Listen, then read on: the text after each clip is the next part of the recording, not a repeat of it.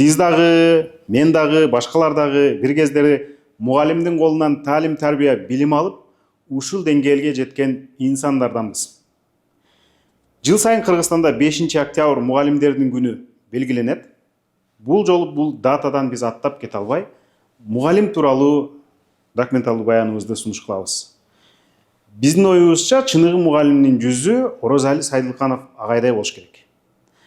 Ал бир кездери өзү мектеп түптөп, өмүрүнүн көбүн мына ушул билим берүүгө, агартууга арнаган. Азыр дагы улгайган курагына карабастан балдардан алыс эмес, эмесе кызыктуу каарманыбызды бирге таанайлы. Балага ишенүү, баланы түшүнүү, баланы сүйө билүү, баланы кабыл ала билүү, бул гумандуу педагогиканын негизги мыйзамдары болуп салынат да. Булардын баарысы барып, бул мээримге, мээримдүүлүккө такалат да. Окуучунун жүрөгүнө мугалимдин мээрими эң негизгиси жарыктандыруучу, рухун тазалоочу, жан дүйнөсүн эркитүүчү, шыктандыруучу күчкө ээ болот да.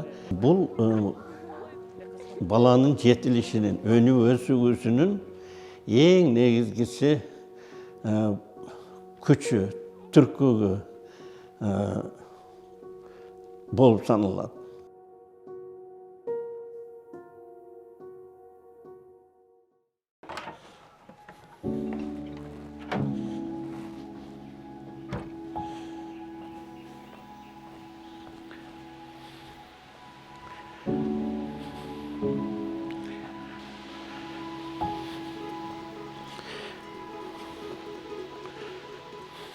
Күн сайын саар менен ушу 5-те турам. Анан ушу күн сайын ден соолукту чыңа максатында басууну ушу көп жылдан бери, студент убактан бери эле негизинен көп басам. Себеби балалык чакта эле бир ден соолугумда ушул эң өксүк жагы, дене күчүмүн алсыздыгы, классташтарыма, башкаларга караганда ушул мени көп эме кылат эле. Анан ошон үчүн эртең менен көнүгүүлөр менен машыгууга өзгөчө маани берип. Ал эми мына 94-жылдан баштап жүрөк ооруп калды. Анан баягы врач ушу эртең менен кечинде басып келип анан басууну сунуш кылды. Анан ошодон баштап күн сайын басам. Мына куштардын сайраганы, чымчыктардын, кээде булбул дагы сайрайт. Өзүнчө бир жан дүйнөнү жыргатып вакытка бөлөйт эртең мененки басуу.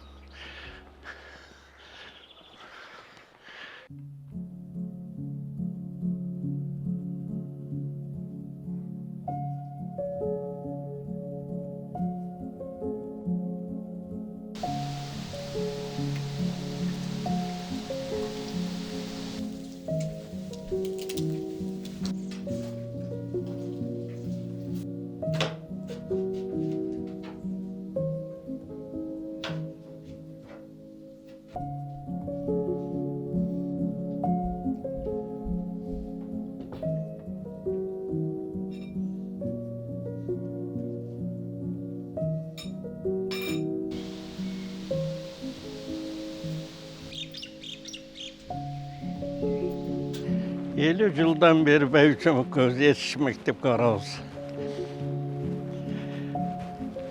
Ушу биздин мектеп мына 50-жылы курулган өзү. 13 бөлмө болгон. Ушунда 500ге жакын ашуун бала окуйт. Даярдоо класс менен. Келди, кандай жакшыбы? Ден соолук жакшыбы? Ой, саламатсызбы? Кандай жакшыбы? Ден соолук кандай жакшыбы? Денсаулығыңыз жақсы? Денсаулық жақсы. Ой, ой. Men sen mağa çıkıp keletip desem.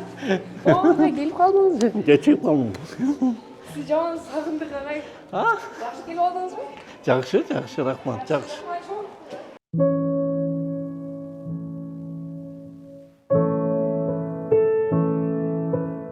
Мен өзі негізінен ошол 52 жыл педагогикалык кызматта 52 жыл иштедим. Анын ичинен 37 жыл мектеп директору болуп, ушул 3 мектепте мектеп директору болуп иштедим. Биринчиси ошол Карагылжы районунун Жданово Терек айылында Жданово аттуу орто мектебинде ушу 27 жаш курагымда ушул мектеп директору болуп баштаганмын.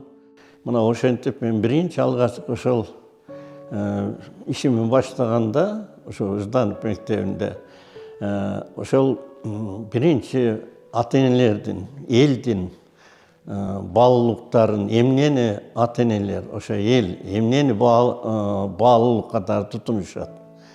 Ошо балдарынын рухий өнүгүүсүнбү же материалдык кызыкчылыктыбы, мына ошону үйрөнүп чыктым. Экинчи мектеп менен ата-эненин ошол байланышы кандай, ата-эненин мектепке болгон ишеничи кандай, ошону үйрөндүм. Эң башкысы бул жерде билимдин сапатын көтөрүш үчүн мугалимдин сапатын жогорулатыш негизи зарыл экендигин билдик. Мугалимдер түшүнүштү. Ошентип анан изденүүгө ар бир окуучу менен иштеп, билимди өркүндөтүүгө жумшадык. Ошо Жданов атындагы мектеп ошо тез арада эле ошо 1-2 жылдын ичинде абдан баягы окуу тарбия иши жакшы деген бааларды ала баштадык. Элде ушунчалык сый урматтуу мугалимдерге болгон баягы ишенич күч алды.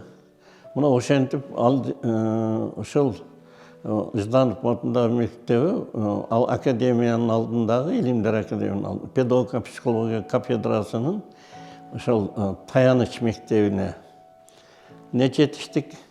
Мына ошентип ол жерде 9 жыл иштедим. Анан кийин көңдүк айылымдагы, өзүмдүн айылымдагы мектепке которулдум.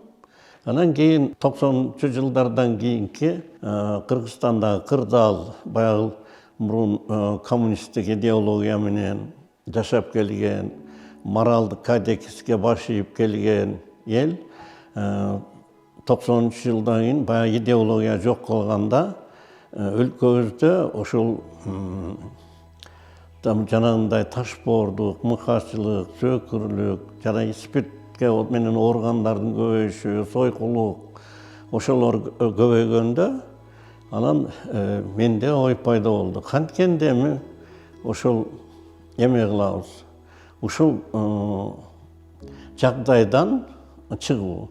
Анан ошол чыгуунун жолу катары улуттук командуу демократиялык мектептин моделин түзүп, анан ошону облустук илимий практикалык конференцияга сунуш кылдым. Анан ошентип Абдордук мектеби ачылды да, улуттук командуу демократиялык. Эми мунун максаты улуттук моделде демек улуттун баалуулуктары, дөөлөттөрү, нарктарды, кыргыз элинин этикалык моралдык эрежелеринин негизинде балдарды тарбиялоо, окутуу, үйрөтүү.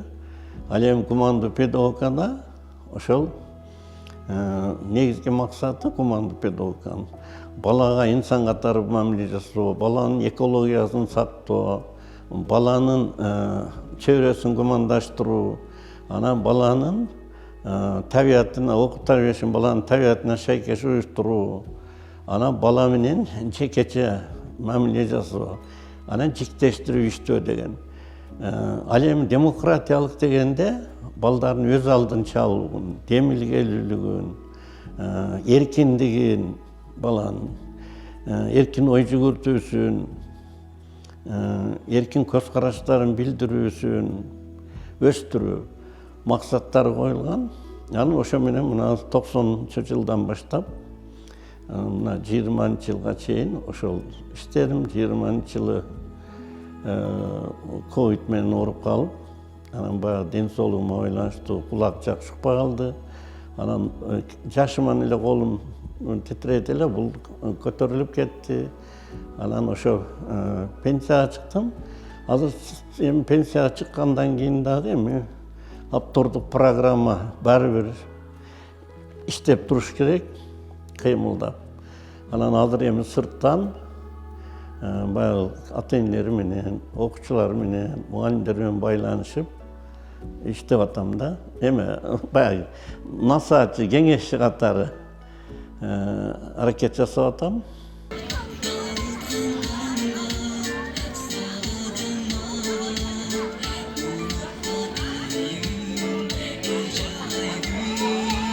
Biz азыр ушул пенсияда болсок дагы мектептен эч кандай немебизди үзбөй, байланышыбызды үзбөй, ушул балдардын ийгиликтерине кубанып, азыр пенсияда болсок дагы ар бир чыккан конкурстарында, ар бир чыккан жана тесттердин жыйынтыктары боюнча пенсиябыздан балдарга стипендия берип турабыз. 1-чи, 2-чи, 3-чү орундарга.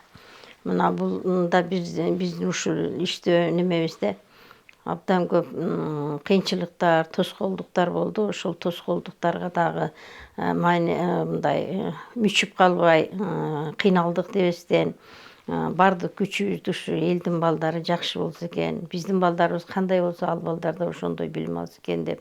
Алгачкылардан болуп ошо жер айдатып, мектепке керектүү мөмө жемиштерди эгип, мал күтүп, анан ушунчалык мындай айтканда таң каларлык таза киши да, мындай бирөөнүн акын эч качан жебейт. Мен азыркыга чейин эсимде ошо жазында бир анда мен деле иштеп жүргөм. Анан бир командировка барып, анан ошо жака анан айылга тиге кетейин деп айылга барып, анан эрте менен эрте жаткам немеде. Анан эле эшикте агамын мындай ачууланган үнү чыгып атат. Анан эмне болду деп анан чыксам, ошо жеңем менен завхоздун урушуп атыптыр. Анан ошо завхоз баягы кыргыздын менталитети менен директорго ост итейин деп бир улагын союп, анан картошкасын көтөрүп алып келиптир. Ошолор урушуп атыптыр. Анан мен неметтим, эми алып келиптирим. Ырыскы да алып койбойсуң. Кайда ырыскы, сен да ушинтесиң деп. Мен жол эле тамашалап койдум анан кийин. Деп анан ошону көтөртүп алып, биринчи балдар ост ийиш керек деп. Ошо мектепке алып кетти.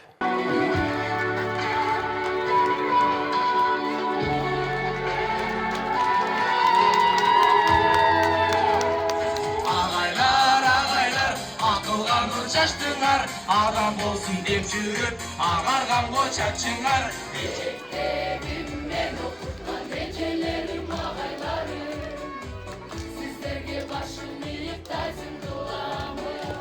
Мұғалім өмелі дарақ, мұғалімде тарихы бар, шексіз барақ, талық бастан Айзада қыз оқучуға білім беріп, келешекте мұғалімді кесіпті танасам дейм.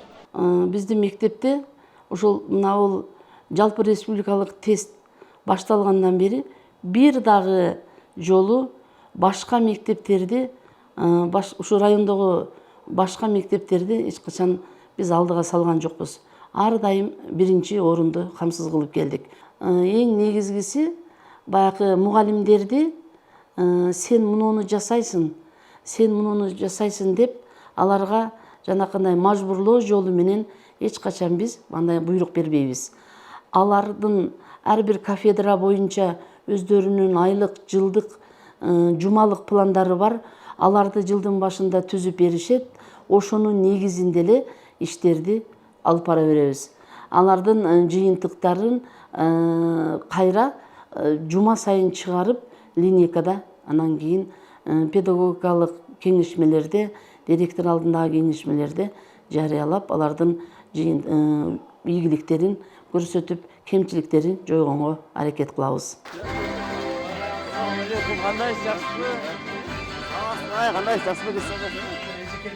Sizlerге тәсім et. Бұл мектепке келіп, мен экзаменден өтпей қалғам. Ар бір 3-3 бар болып, өтпей қалып, қайра айдалғам мен. Ағай маға аябай чоң өмесін берген ошондо.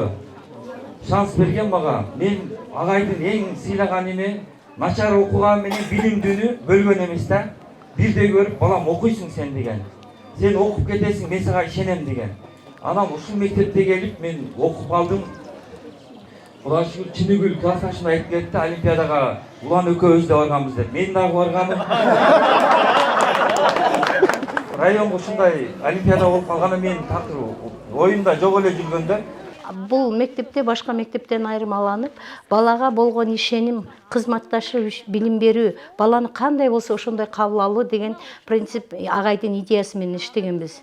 Агай айтат болчу, сабакка киргенде силер тийип турган күндөй болгула, анткени балага мээрим жана жылуулук керек дейт эле. Мен канча жыл стаждуу болуп иштеп жүрсөм деле, ушул агайга келгендеги ишим ийгилиги башкачадай сезет элем. Ошондой гана кесиптик эме маани берип, кесиптик ушун чындап эле башталыш класста үйрөнгөн экенмин. Чындап эле ушу башталыш класстын мугалими болуп калганыма да аябай кубанып жүрдүм да. Дагы ким билет? Арусат. Нанды чаппа бутун менен басма жерде жатса алып таланчыга ташта. Азамат. Көп окуган, ушундай интеллектуалдык жактан абдан күчтүү экендигинде кээде угууга турбай суктанасың да. Анткени канчалык билимиң терең болсо да ошон пайдалануу жолдорун, балдарга жөнөкөйлөтүп жеткирүү жолдорун, анан кийин мына бизде методикалык иштер болот. Кээде көпкө чейин отуруп калчубуз. Жаңы чыккан мындай бир новатордук сабактардын түрлөрү болгондо ошол заматага бизди ушу методикалык бирикмелерге чогултуп, чогулуштарды өтүп, бизге тааныштырып, кайра сабактарды коюп. Агайдын эң негизги жакшы бир ою бар.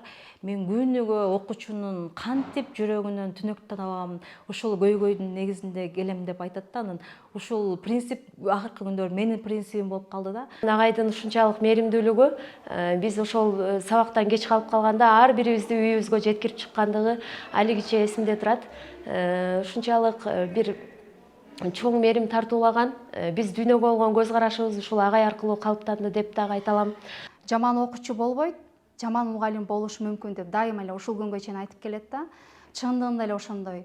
Агайдын көсөмдүгү, көрөгөчтүгү, ар бир окуучуну жакшы жагын таба билүү, шык жөндөмүн, талантын ача билүүсү абдан чоң таасир этти. Мухаммед.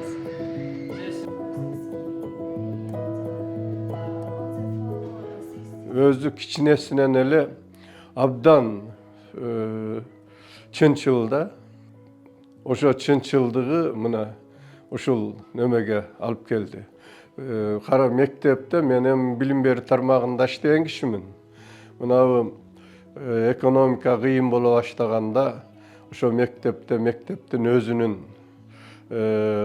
жанагы каралары пайда болуп, алды күчтүү балдар өзүнчө топ түзүп, балдардан тыйын чогултуп, ал эмес мугалимдер балдарга тыйын чогулттурган учурлар.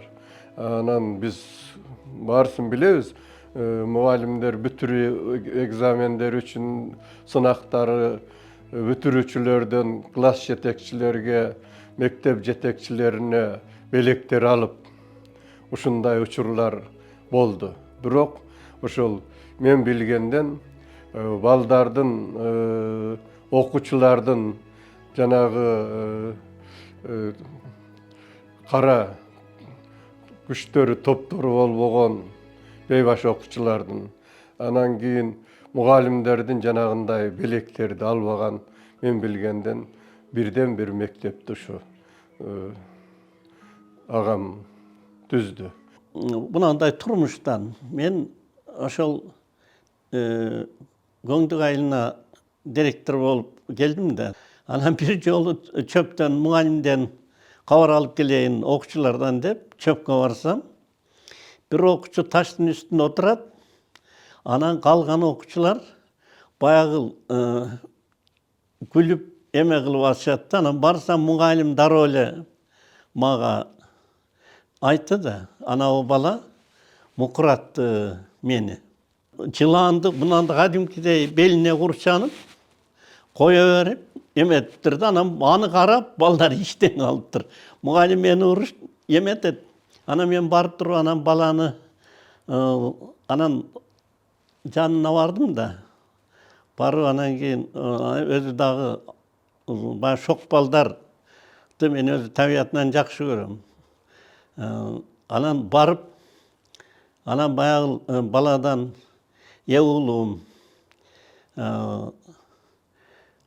ушунчалык сага мен таң калып атам. Рахмат, ушундай жыланды өзүңүн эркиңе баш ийдирип алсың. Бул такыр эле адамдардын колунан келбейт, көпчүлүк адамдын. Мисалы мен корком, кармаштан да корком. Сен азамат турбайсыңбы? Дедим да, деп анан кийин баягы баланы мактап эмес үчүн. Анан мактап туруп, эми уулум мага бир жардам бер. Келем мына жерде бүгүн бүтүп ийсеңер, ишибиз бүтүп кетет экенбиз. Ошо жыланды башкарган эмең менен досторуңду деле башкара алсаң керек. Мага агайыңа дагы кыжалат кылбай жардам бер. Бүтүрө коелу десем анан шартылдап эметти да. Баягы мен анан мугалимдер дагы өзүнчө иштеп аттыр, ошолорго барып келсем бүтүрүп коет турбайбы. Бир күндө бүтө турган ишти ушу 1 сааттан ашпаган эмеде бүтүрүп коюшуптур да балдар. Анан ошондо баягы мага арызданган мугалим айтып атпайбы эме деп.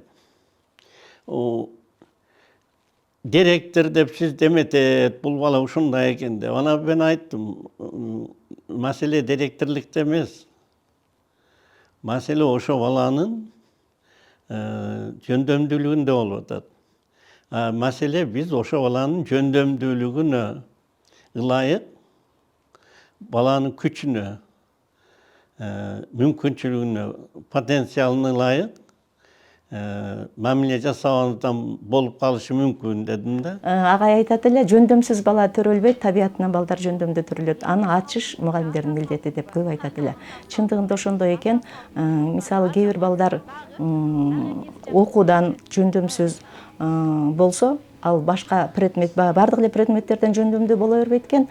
Кээ бир бала жазуудан, сүрөттөн, көркөм айтуудан ушундай бир жөндөмдөрүн бар экен. Ошол жөндөмдөрдү, шыктарды, таланттарды өнүгүп өстүрүү менен биз балдарды ойгото алдык да. Мугалим бала боло билиш керек да кээде балдар менен.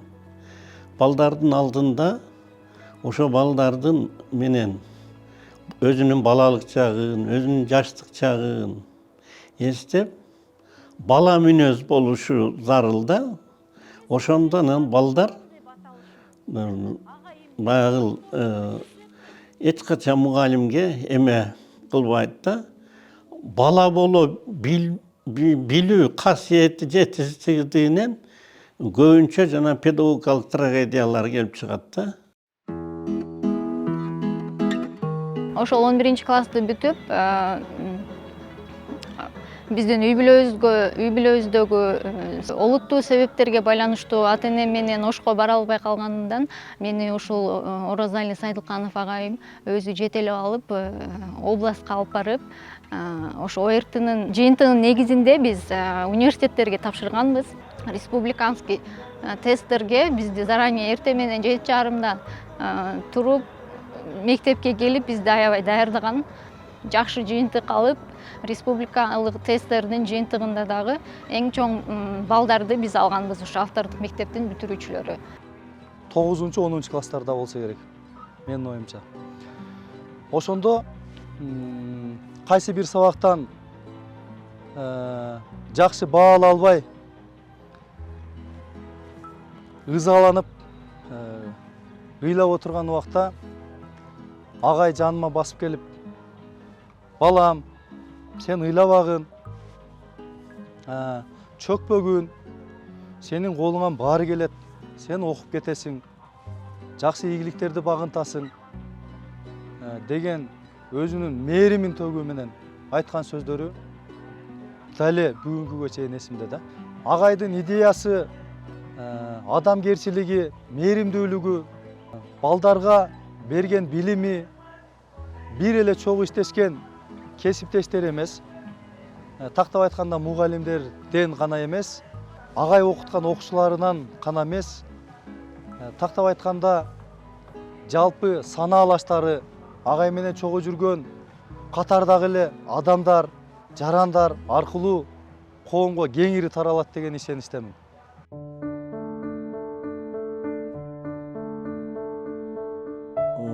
11 туған ең ұлысы менмін. 1951 ошол орозо мезгилинде бизде Сарыжон деген айылда жайлоодо тирилген экенмин. Анан ошол бакыт тартууласын деп ошо ороз коюшкан экен атымды. 8 жашка чейин чоң атам, көбүнчө чоң атамдын колунда өстүм.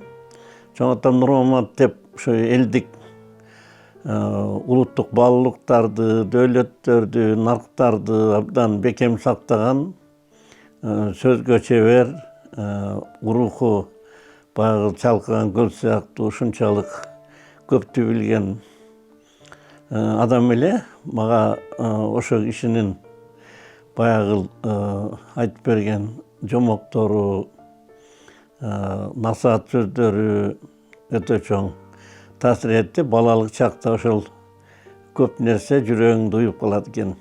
Чоң атам өтө көптү билген, өтө эме киши эле. Ошо отурган деле эмне уят, эмне улук, эмне ыйык, эмне кымбат деп суроолорду берип атат эле. Кана балам, сага эмне баалуу, эмне парз, эмне милдет баланын, кыздын деп. Көрсө ошолор бул улуу, касиети бийик, тарбиялык таасирге ээ сөздөр экен да. Биздин айыл кичинекей чакан айыл болгондуктан мен 1-класста биз Карельковый деген мектеп эле. 1-класстын окуучулары менен 3-түн окуучулары бирге окуйт элек, 1 класста. Жана 3-класстын окуучуларынан көп басмырлоолорго кабылат элек, ошол алардын шоктугунан. Ошентип кыскасы 1-класста мен жакшы билим ала албадым. 2 класста дагы баягы жакшы биле албадым. Биз 3 класста анан биздин айылга бир Нурказ деген агай барып калды. Биринчи ошо агайдын балдарга болгон мамилеси жакшы мамилеси. Айрыкча ошо мендей баягы мугалимдин мээримине, сүйүүсүнө, ишенимине ээ болуп муктаж балдар, баягы басмырланып келген балдар үчүн аябай жакшы болду да. 5 класстан баштап чөпкө чыгат элек. Партиялык комитет, партком деп коет эле. Ошолор улам жаңы газеталарды чөптө иштеген жерге алып барып берип турат эле. Анан анда Ала тоо деген журнал чыгат эле. Анан аксакалдар отуруп алышып, бизди анан окутушуп, баягы барган газеталарды окуп бергиле деп бизди өзүм көбүнчө ошол запты жеп калбайын деп, анан көбүнчө оюнга көп аралашып эмесмин да. Анан ошодон анан аксакалдарга газетте эме окуп берчүмүн. Анан ошондо Чөкөн деген киши дайыма мени агай деп кайрылат эле да. Анан ошолдон менде бир өзгөчө ушул дагы бир эме сезим пайда болду да. Жан дүйнө мугалимдикке жакындыгын мен ушул көп балалуу үй бүлөдө 11 бир тууган элек, эң улуусу мен элем. Ошол инилерими баягы бардыгын ушул апам менен бирге көтөрүшүп, тамак беришип, кыскасын айтканда атамдын айткан сөздөрүн, чоң атамдын айткан сөздөрүн аларга жеткирип, аларды дайыма ошол жакшы жакка, жакшы болууга умтулуусуна атаман кийинки ошол үйдүн ээси катары баягы багыт берип кеңге аракет кылып жүрүп, балдар менен иштөөнү дагы ошол өздөштүрүп алганым болду да. Атам айтып калат эле, аганын, улуу баланын жоопкерчилиги көп, балам. Сага карап инилериң өсөт. Кыргызда ушул аганы карап ини өсөт, эжени карап сиңди өсөт дейт, сага карап өсөт деген сөзү атамдын. Мага өзгөнчө жоопкерчиликти жаратат эле дагы. Мен ошо инилериме ошо жакшы жагыман көрсөткөнгө, карындаштарыма ошо дайым аракет кылат элем да. Анан ошол инилерим менен мамиле кийин мага балдардын жан дүйнөсү менен балдардын дилиндегидей дилин билип, көңүлүн билип, пикирин билип баарлашууга чоң түрткү болду. Анан мугалимдик кесип ошол жан дүйнө менен сүйгөнгө ошо түрткү болду дейм да. Ошо инилерими, карындаштарымы.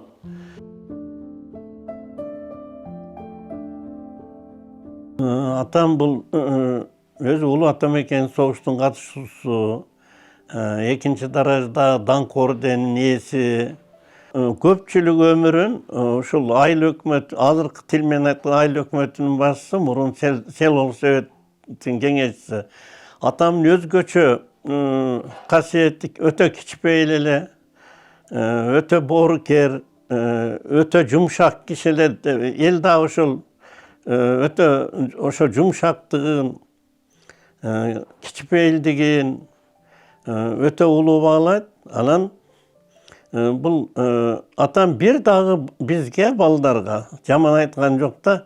Мен жана гумандуу педагогиканы жактаганым дагы ошол атамдын мындай мамиле жасоо, ошо балдардын эркин чоңоюшуна, өз оюн эркин айтышына, өзүнүн баягы өз алдынча чечим кабыл ала билгенге, анан эрктүүлүккө, баягы айтканынан кайтпаганга ошол тарбиялагандыгы атамдын ошо жумшак, биздин оюбуздагыдай болгондугу деп өзүм эме кылам да. Анан бир жолу дагы балалык чагыбызда картошка айдаганбыз. Анан баягы картошкага келатканбыз. Келатсак эле анан шарт эле айныды. Кой кеттик балдарым, жүргүлө деп. Түн эле күгүм кирип калган убак эле. Казып келип эми баягы эме кууруп берейин деп иним экөөбүзгө келаттык эле. Анан кайтып калды. Көрсө ошол бүрө ошол неме бышып калган картошкадан уурдап атканын көрүп калыптыр да. Эми барып үстүнөн чыгып уят кылып албайын деп, анан бизди дагы кайтабыз дептир да. Анан эртеси анан баягы аз эле алыптыр. Ошо бир эмеде эле алыптыр да, кичинекей эле жеринен. Анан эртеси эме кылды дагы, бир баягы бетон челекке толтура картошка казып, анан өкүл эжеңе жеткирип бер деди да. Көрсө ошол киши алганын билген экен да. Ошентип атамдын өзгөчө аталык нарыкты бийик сактаган, салттуулукту кыйык туткан улук адам эле да атамда. Атасы буларга эчтеке үйрөткөн жок. Ал талаада эл менен болду. Таң атканда кетет, түндө сийлик. Эчтен башпакканда ата деп баары жармашып калды. Анан мен өзүм окугула деп убакта окуттум, убакта иш кылышты, бөлүп койгонмун. Баарысына ишти дагы. Анан күндө кишилер келет, райкому келет. Ополомочумдар келет, мен болсо казана сөйлөй, тегеремде келиндерим айылымдакылар менен казан менен кармашам. Өз жандарын иттелеп атат, элди ойлогула. El менен болгурады, ошентчи болсоң эл түзүлүккө ачык билбейт. Эл менен болгон жакшы. Анан Кудайга шүгүр эл менен болушту. Балдарым элди эле жакшы көрүп жүрдү. Балдарыбызды билимдүү кылды деп азыркыга чейин сизге рахмат дешет. Үйдө туруп тарбияладыңыз деп. Азыр деле ошондой эле көрөм, жаш баламда эле. Эң аксакал болсо деле күндө эстейм, балам жакшы жатып экен, жакшы турушту экен деп. Кудайга шүгүр, балдары да жакшы, иштери менен балдар болду, эки болду. 92'ye çıksa dağı meni baladay görüp durat da, oşul apam da bizge küç kuvat beret, dem beret. Anan apam da ulu kaziyet uşu daima oşul birimlike, ıntımakka tuğanlardı. Batma Ököz'den ötünüp durat, bütkül bir tuğanlardım birimliğin ulu katarı, ağa katarı. Sen jengesi emес, apasında ele olup kaldın. Oşol ынтымак, биримдикти камсыз кылып бергиле деп. Кудайга шүгүр, ошо эмбет ушунчалык ушундай үй бүлөм үчүн, бир туугандарым бар үчүн мен өзүмдү дайым бактылуу сезем.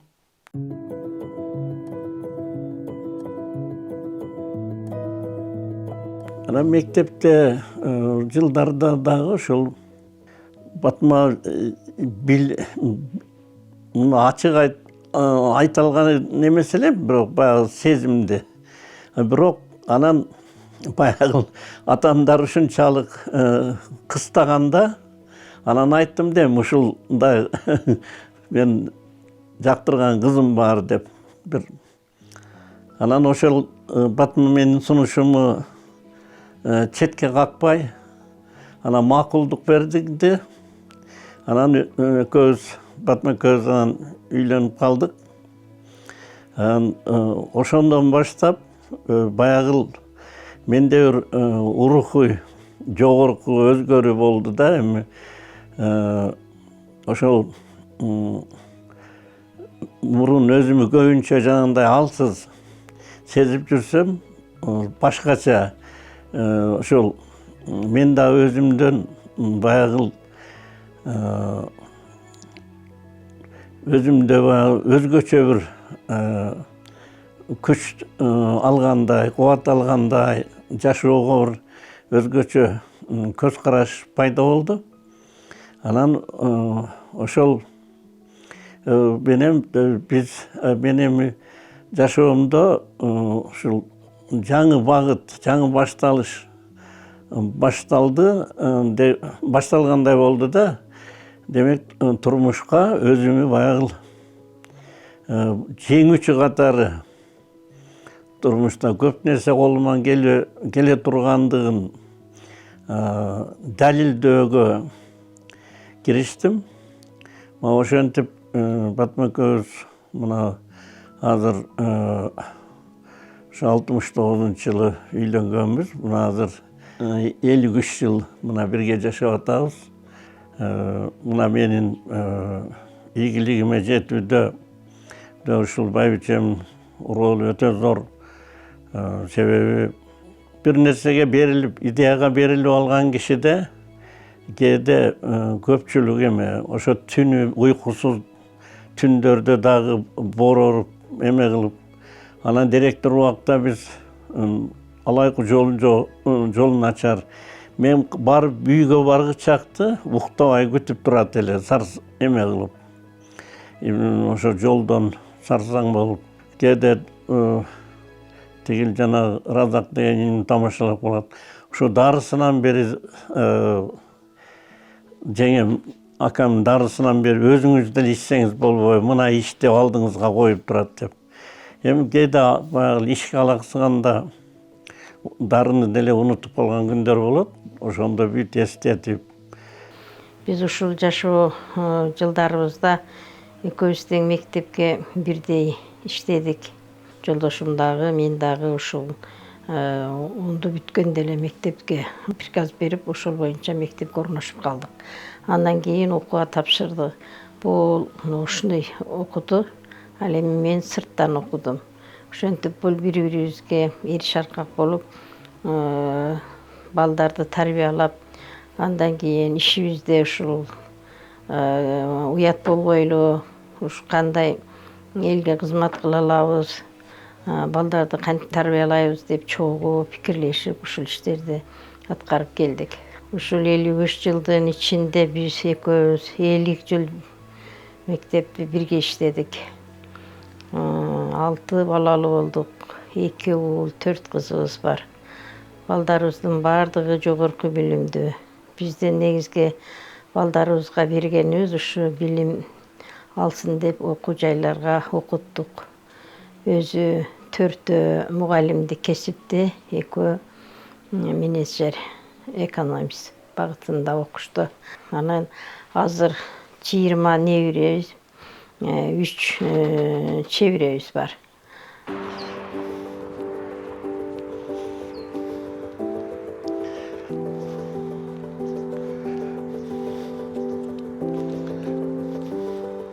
Канчалык балдарды биз баягы мээримдүүлүктөн, боорукерликтен күчү менен тарбияласак, балдардын жүрөгүндө ошончолук мээрим, боорукерлик жаралат экен дагы. Бара-бара баягы бала сүйүү жаратат дегендей, боорукерликти жаратып, чыныгы мугалимден баягы эмесине мугалим таазим кыла баштайт да. Бул жерде жанагы авторитардык педагогикада эң башкысы бул мажбурлоочу педагогикада максаты ошол өз ойлому жок, өз көз карашы жок, өз пикири жок, ээрчиме, кошоматчы адамдарды тарбиялоо болгон да. Ал эми гумандык педагогиканын максаты бул өз көз карашы бар. Дүйнөгө сынчыл ой жүгүртө алган, акыл калча иш кылган, чечкиндүү, баягы чыгармачыл, азыр креативдүү деп атпайбызбы, инсанды калыптандырууда бул эркиндик деген адам жаралганда биз айтып атпайбы, азыр кээ бирөөлөр айтат да, демократия бул адамды бузду деп. Жок, демократия бизде бала жаралганда жаралат. Мисалы бала таарынат. Ал эмне үчүн таарынып атат бала? Ымыркай бала. Себеби өзүнүн оюндагысын аткарбагай калган үчүн. Аткарсын деп таарынып атат. Экинчи бала тайтайлап кетип атсаңыз, өзү колун түртө баштайт, колуңузду. Өз алдымча басам деп. Бул да баланын эркиндик умтулуусу да. Бул табигый нерсе, эркиндик. Ал эми эркиндик болгон жерде баягы эркин шумкар сыяктуу бала дагы чабыттап өсөт. Өз көз карашын эркин айтат. Оюн эркин билдирет.